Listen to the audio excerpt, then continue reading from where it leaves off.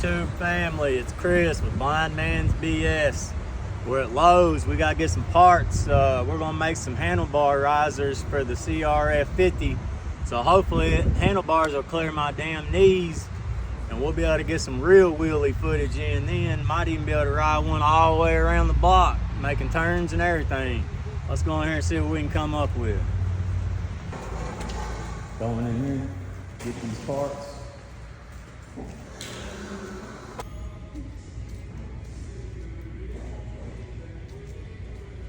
What we're gonna do is we're gonna make some handlebar risers out of this piece of, I'm assuming this is stainless, I don't know. We're gonna take it, cut off wheel, we're gonna cut it right here. We'll take the factory handlebars off. We'll stick the factory stud through this hole and then put the nut on the bottom of it. Then we'll take us a grade 8 bolt through here, down through the fork plate. And basically we're just gonna step the handlebars up either one time or two times to get them to clear our knees so we can rip on it and we can actually get some wheelies in and be able to maneuver it. We gotta find some grade 8 bolts that fit through these holes right here. I need 4 of them just in case I gotta double it up. Right here, and then 4 nuts that'll fit on them. I gotta make sure that I don't get it too long. If I get it too long, we might end up hitting the head of the second bolt if I gotta double it up. Let me see here. Yeah, I need to find a little bit shorter one, but the same M10 size here. These are too big.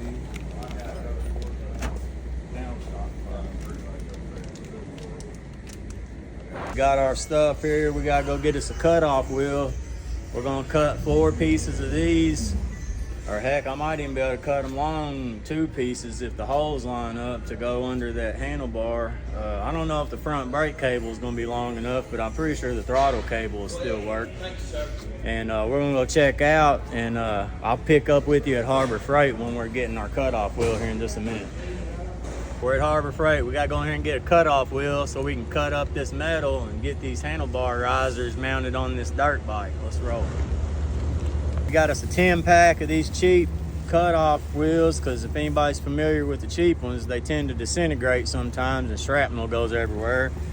And a cheap cutoff grinder. So we're gonna go home, cut up hell on this square tubing so we can rise these handlebars.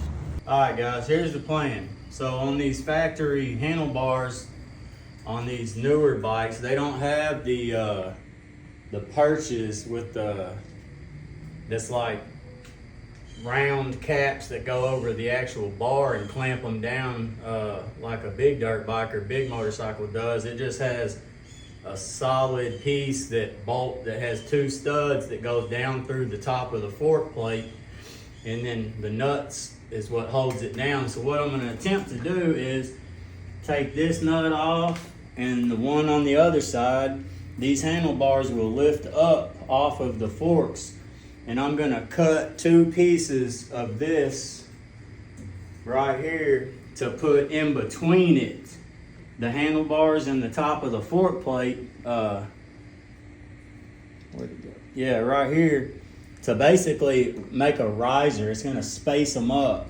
I'm either gonna cut 2 pieces and just space it up with once, and if it doesn't clear my knees, I can cut another 2 pieces and double them up to make it this much taller off of the forks. Then it will clear my knees. Then we'll be able to for real ride some wheelies, but you can't do much with the handlebars hitting you in the knee. It's got to be able to clear your knee so you can manipulate the bike and keep it going. So I'm gonna take these nuts loose and pick this up and give it a little bit of a test fit here. And then, let's see, come here, let me show you. Handlebar studs are gonna go through this hole and be nutted on. Then these are gonna go through the bottom of this and bolt to the top of the fork plate. And then we're just gonna make some homemade, some spacers to basically handlebar risers with this hardware we got. The only thing that might become an issue is this front brake cable just might not be long enough with as tall as the bars will be. I'm pretty confident that the throttle cable will, even if I have to reroute it behind the triple clamp here instead of in front of it around this fork tube. But either way, it should have plenty. I mean, I can see that it's got this much as of now. Even if I gotta aim this down just a little bit, I think we'll be good with one spacer. Now, if I have to double up the spacers, I'm gonna have to get on eBay and order an extended throttle cable, and might as well get a brake cable while I'm at it and hook it up the right way. But just temporarily, we'll run it with no front brakes, because hell, I just use the back brakes anyway on wheelies. And this piece should be long enough to throttle cable. So I'm gonna get these off, kind of mock it up, and see what happens. And when I get to cutting and working, we'll pick back up. All right, quick update. The M10s were just barely too big to fit through the stock triple clamp or the fork plate, the top fork plate. So I had to run up here to the hardware store and get some M8s. So don't go buying M10s, they won't fit. If you're gonna do what I'm doing, get M8s, and that should solve the problem.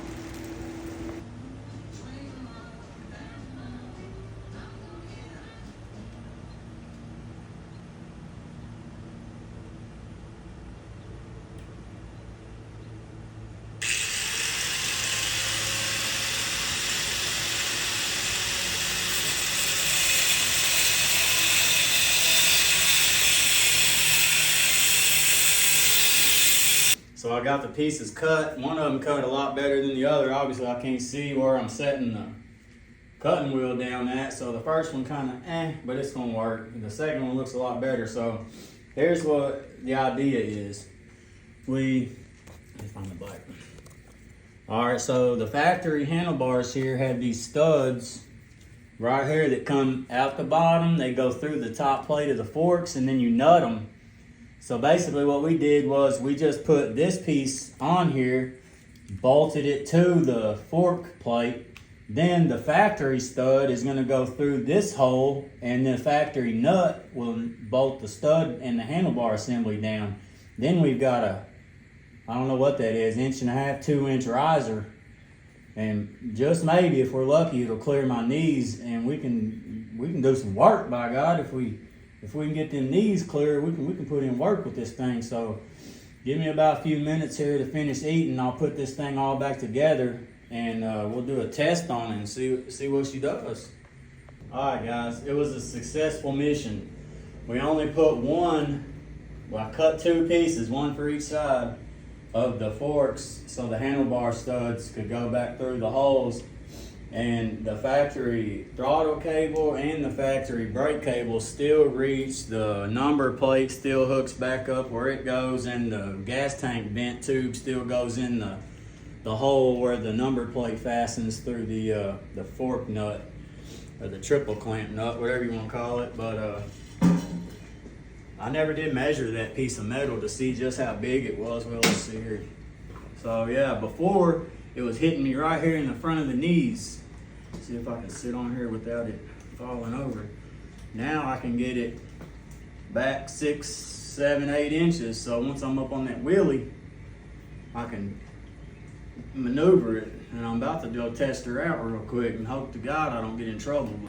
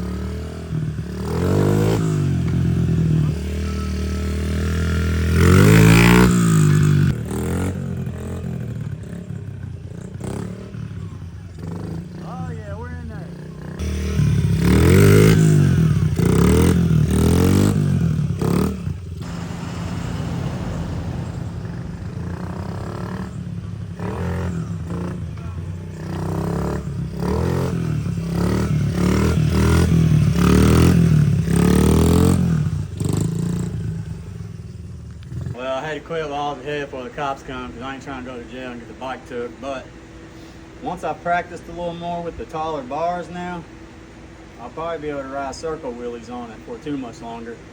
If I can get it back out to the compound, I can't really do nothing out here and enough to learn it because I'll get in trouble, but it's night and day.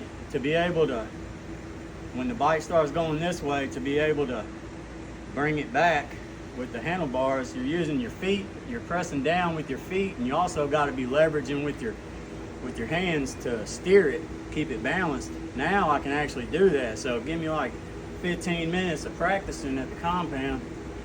It's game time. And it costs $37 for that big piece of metal, which I only used 2 little pieces of. $10 for nuts and bolts, and an hour of my time if you have a cutoff wheel. And that's really all there was to it. Didn't have to remove the front brake cable, the factory throttle cable, and the factory front brake cable still work. I can't really see to cut a straight line, or the pieces probably would have turned out a little prettier. This one, the second one I cut, definitely was prettier than the first one, but shit, I don't care what it looks like, it still works. And then a flat washer, then slide it through, and then a flat washer, a lock washer, and then the nut to clamp it to the thing, and then the factory studs, I put a big washer on, and then the nut back on it, and cranked them down, and by God, it's love, man. So there you go. What was that? What's that? Fucking $41 for the material, because you can't get little pieces. You got to get a big piece about this long. And $10 for the cutoff wheel, and $5 for 10 discs for the cutoff wheel. So you're looking at like $60, 55 or $60 to make some handlebar risers instead of $250 for a pro taper kit. And it don't matter how much it is, by God, it matters who's riding that thing, you feel me? So we'll get out here and practice on it in a day or two, and we'll be thrashing in no time, man. I appreciate y'all watching. I hope you enjoy. Like and subscribe if you want me to keep making content like this. One of these days I'm gonna make a ramp and put it in the backyard and try to jump it down that hill, but it ain't gonna be today because it looks like it's gonna rain. But I appreciate y'all, and I'll see y'all later.